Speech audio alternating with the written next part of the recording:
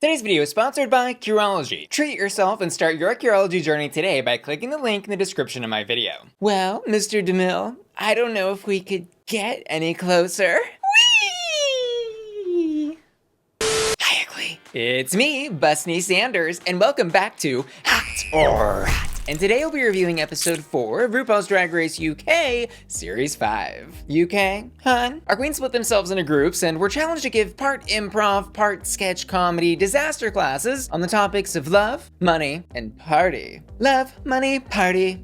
Where my bangers fans at. And the runway category was Slaycation, stylish, vacation-inspired drag. And first up in the order the queens hit the runway tonight, we have DeDeLicious, whose Slaycation runway is giving us the classic, if cliche, drag queen hanging out at the poolside cabana to, you know, Kiki and maybe Kai Kai with a cabana boy or two. And this look overall is like fine. It's just a little been there, done that, especially for the RuPaul's Drag Race runway. I mean, Jinx Monsoon and Ginger Minge come to mind for these very specific poolside cabana drag types of characters. Honestly, if she wanted to do like an original MILF style look for the runway, I think she should have gone full Fergie MILF money, milk money music video look, because that would have worked really well with a Slaycation by the beach type of fantasy. But I would give it like a very safe hot. She want that MILF money. She want that milk money. Miss Girl, I'm trying to get some milk money over here. Leave a tip. Join my Patreon. Click the sponsor link.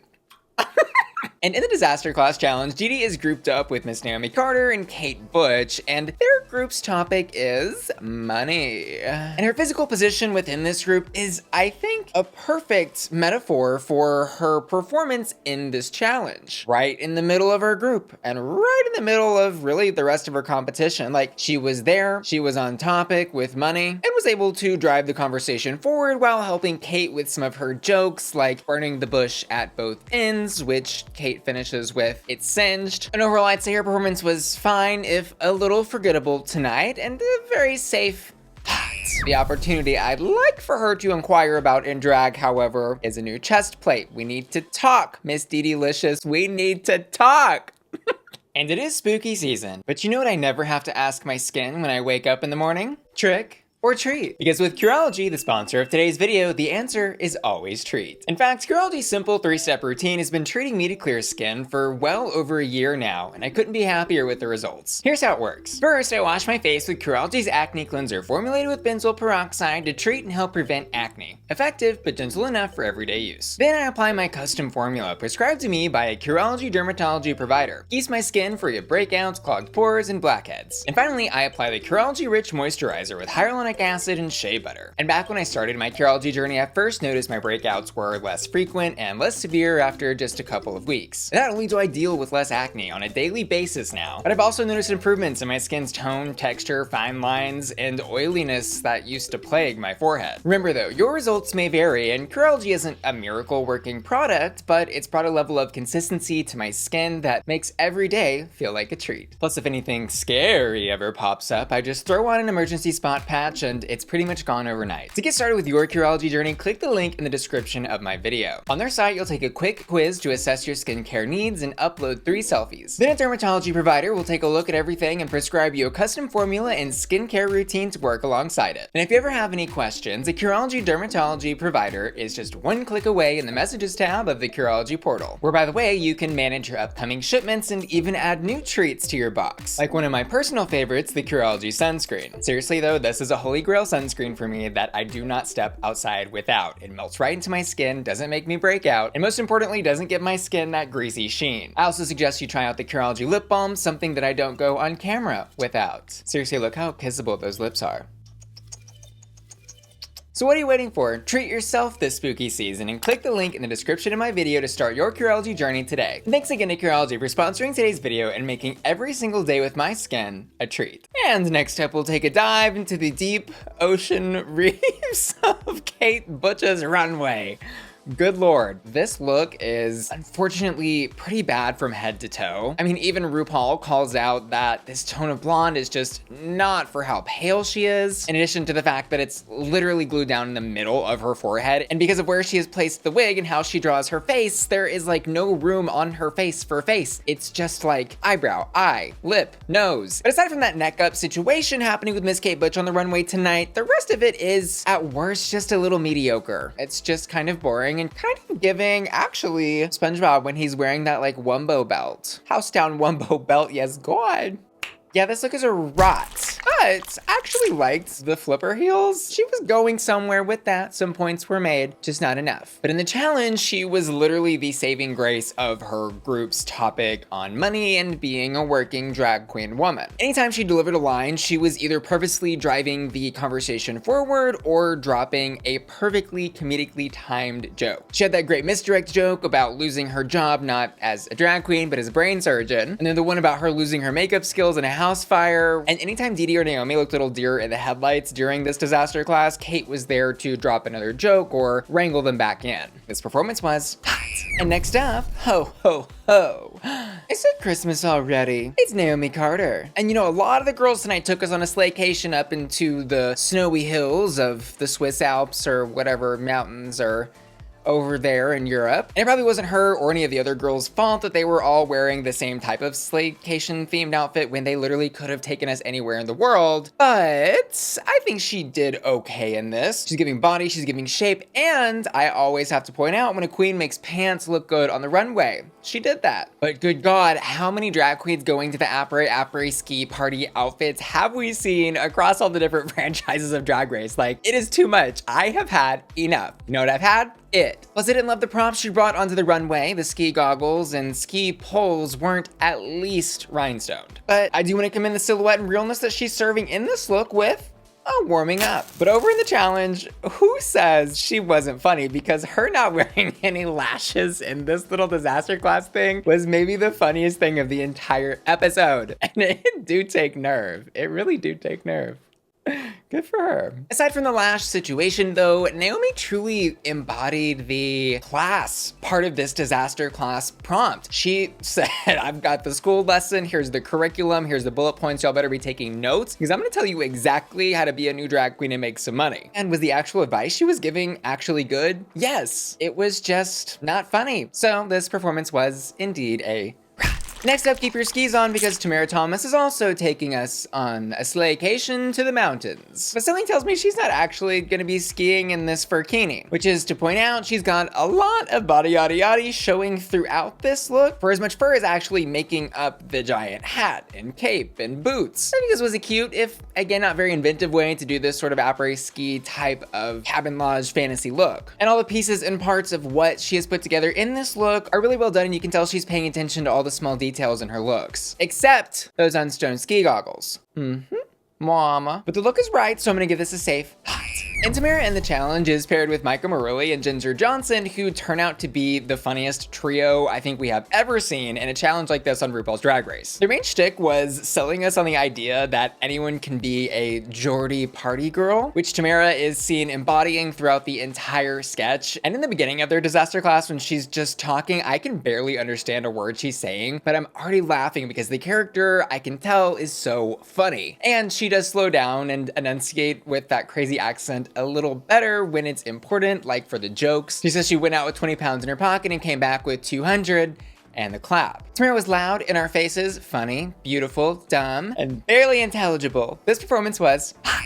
And next up, send a postcard, it'll last longer. It's Michael Marouli, who on the runway is giving us camp, concepts, fresh, inventive, fun. She is here giving us the vintage pinup doll fantasy, but like as a 3D postcard. And she's got elements like the cocktail and beach ball that she's holding as props with that giant postcard scenery behind her. And God, the details with her. The details are always so great. She turns around and it says, "Wish Ru we're here," signed from the RuPaul Charles Lake, Tuckahoe. This look is so fun, stupid, and draggy, and I live. It's hot. And in her disaster class on partying, she is kind of the motherly figure to Tomara's Geordie party girl, kind of giving slightly older version of her who's more in control and indeed leading the scenes in several different spots. So we've got Tomara being an absolute fool on one side and Ginger cracking joke after joke on the other, and then Michael in the middle reining everybody back in with comedy and reminding us that we too can be Geordie party girls. This performance was hot. And speaking of the Judy Jetson hooker, it's Ginger Johnson, who more accurately describes her Slaycation runway as Pierre Cardiff retrofuturism mixed with a pencil case, which I think is maybe the loveliest and most technical way that I've ever heard Judy Jetson hooker elaborated as. But wow, let's take a minute to say thank you, Ginger Johnson, for taking us on a Slaycation to infinity and beyond. The gumption, the gall, the audacity, the nerve. I live that she said, everyone else is taking us to the mountains, I'm gonna take us to space. And I also want to compliment that hexagonal holographic print that she is wearing in this dress is really unique and interesting. And while I'll say the style of what she's serving is maybe something that we've seen before, there are elements to it that are fresh and new. So I'm gonna give this look a hot. And Ginger in the challenge, I've already complimented, but I want to say again, she did so well. I feel like we've been waiting for a challenge that she could really shine in, and she absolutely did. She's got that perfect comedic timing down for really great jokes that she had. Like, if you've never unblocked a toilet in 6-inch slingbacks, you haven't lived. And I think her character was a little more grounded than Michael and Tomara's. Like, it felt a little less silly ditzy party girl and more in control hosting kind of energy. And in that way, even though she did tell a lot of jokes, she was kind of a straight man to their insanity. So to this Ginger Johnson, I give a hot. And next up, it's Vicki Vivacious, who on her Slaycation takes us to Route 66. I don't even know what Route 66 is. Should I know what that is? I've always seen it in like TV, but I don't know why. Education moment. We live. Route 66 is on the map here on Wikipedia, and it looks like it goes all the way from somewhere in California, east and north through Texas, hey y'all, and up to the state that is to the left of and down from Michigan. It's the best I can do right now. I'm in drag. But back to Route 66, Vicki's runway is more Texan than I think anything else, or like Las Vegas deserty kind of inspired. And I honestly, at first glance, kind of liked that oversized cowgirl top with all the fringe and oversized chaps. But the judges didn't seem to like it as much as I did. Rue seemed to be looking for a reveal. And in that sense, I do agree, like the top was really big and the silhouette she was giving up there was square. And when she's just standing there, it's really odd, but when she's walking, you can see that it's fun and flowy and flirty. So I'll give it a warming. And in the challenge, Vicki's group was tasked to give us a class about love. And I won't sit here and say Vicki's performance was particularly good, natural, or in sync with the rest of her group. She did have a couple of funny one-liners, like about Kate Butch's hairline, and you can unfollow, but you can't unswallow. But these jokes just felt like randomly inserted one-liners that she couldn't wait to get out and weren't necessarily timed with the topic of discussion that was going on in her group. And she was so disconnected from what her co-stars were doing in this group that she even called Cara Banksie at one point. It was clear she was nervous, and overall this performance was just a And next up, girl, if you're gonna give us a snowy mountaintop Slaycation fantasy, this is the blueprint. Like, this is how you do that après ski whatever theme and make it feel fresh, interesting, new, exciting, and fashionable. And in particular, I loved how the movement in her braids matched all the different moving, dangly, beady, diamondy pieces that were hanging off the rest of the outfit. And Rupaul was 100% right. This is an outfit that deserves to be on a giant stage for thousands of people to see while Cara twirls around and looks like Frozen princess fantasy. Let it go, let it snow. This look is hot. But in the challenge, our snowy little princess melted under the pressure. I don't know what she was doing. I don't even know if she knows what she was doing. And watching her say nonsense back to back with Vicki's nonsense and then Banksie desperately trying to lead the blind, it was honestly quite entertaining. Like, Tomara was right. Because this particular group started off by telling us their workshop was going to be about throwing away the rule book for love and, you know, finding it in different other ways. And then we've got Cara immediately in her section talking about how men aren't worth anything because they only cheat, lie, and steal. And by the time she does get to what she actually is in love with, which is herself in this little sketch, there's no jokes built into that section. So this performance gets a very awkward. And finally, coats are for what? Bank robbing. It's Banksie. who on the runway is giving us our final après ski look of the evening. And I will say on first glance, her look isn't as fresh or inventive as like, let's say Cara's in this particular category of this Slaycation theme. But on second and third glance, when you start to really dig into the details of what's going on, you're like, oh, this is smart, this is fun and fresh. For example, I love how she has a cheetah print catsuit that is basically making up her skin. And then she's covered her bits and bobs with a furkini made up of a different cat print, which I think is leopard. And she absolutely is right. She looks long, expensive, and rich. This look is hot. The only reason I didn't give it the full 5 flames though, I think the catsuit maybe needs to be a little more tailored in the legs. And we've got another case of goggles in the wigs without a single rhinestone. Girl, this is not Academy. This is not Academy Sports and Outdoors. This is the RuPaul's Drag Race Runway. We need a rhinestone. And in the challenge, Banksie, again, is the group leader of the disaster class on Love, or whatever the hell each of them individually decided to talk about. And honestly, she did not do bad at all, especially considering how her co-stars did. And I, like Alan Carr, loves the deadpan delivery when she was making fun of her co-stars and she was like, wasn't that brave? And even effectively communicated her message about love, being that love can evolve in a relationship as the people in a relationship evolve themselves. And overall, her group was a fiery train wreck of mess and disaster, but Banksie did a pretty good job as leader, at least as we saw it in the edit, and apparently as RuPaul saw from the judging panel, so I am gonna give this performance a hot. But this is, of course, where the drama comes in between her, Cara, and Vicki. In critiques, we hear Cara and Vicki kind of subtly throw Banksie under the bus to the judges, where Vicki implies Banksie wasn't a great leader, and Cara talks about how Banksie missed some of her lines, which threw her off track. My immediate reaction to what Vicki and Cara were saying was like, of course anybody can look at something in retrospect and say that they would have done a better job had they been in some different position. And concerning what Cara had said, I don't think that if Banksie had said every single scripted line that they had rehearsed as a group, would anything that Cara or Vicki said been any funnier or more coherent. Which is to say, as we saw everything play out on TV, I'm sitting over here on Banksie's side, and I was absolutely living for the moment when she was like storming out of Untucked, dropping the F-bomb, and talking about how she's the sacrificial lamb, and honestly, she looked a little bit gaslit to me. It's the gaslighting for me. It's the gatekeep gaslight girl boss for me, mom. Mama. Mama. But now let's move on to placements. Get your placements. In the bottom 2 this episode, we've got Caramel and Miss Naomi Carter.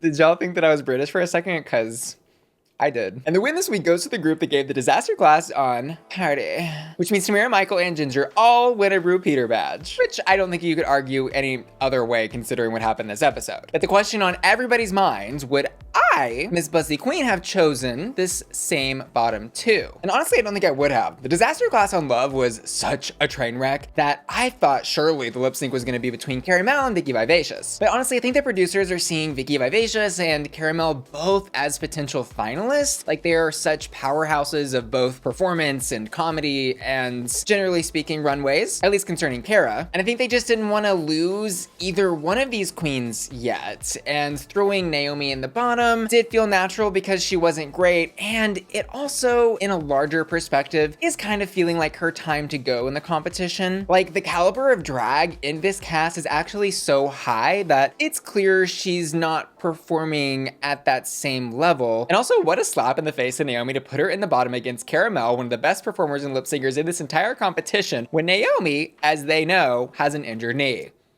But I will say Naomi did fine in the lip sync, all things considered. I would have given her and Caramel both hots, but Caramel definitely deserved the win. And by the way, I did react to this lip sync and the best parts of this episode over on my Patreon at patreon.com/BussyQueen. That's my members only website where you too can join my Patreon family to help support my channel financially every single month. Just a couple dollars goes a long way, and you know what they say, costs a lot to look this cheap. So click the link in the description of my video to join my Patreon today. See you there. And finally, let's talk hottest hots. On the runway, I'm gonna give it to Michael Marouli. And in the challenge, Tomara Thomas. And I also asked my patrons to vote on their hottest hots over on patreon.com/BussyQueen. And this week they've chosen, for the runway, Banksie. And finally, I wanna say thanks so much to you for watching today's video and give an extra special thank you to today's video sponsor, Curology, who keeps my skin looking like a treat all year long. And I'm gonna give an extra special shout out to Ashley Brungart, Dorothy Hall, Felicia, Frankie, Jeffrey Steenberg, Sarah, Lisette, Matthew Burns, Sailor, Sharkies, Stephen Topher, Tyler Hendricks, MD, and Will and Tana, who are all supporting me at the Bussy Queen Collector tier over on patreon.com/BussyQueen. See you later. Love ya. Bye. Gonna read my silly little script for my silly little video. Girl, I'm ready for that. I'm ready for that Oscar. She is working overtime for that Oscar right now. I am Lady Gaga from New York City, Italian woman, ready for my Oscar.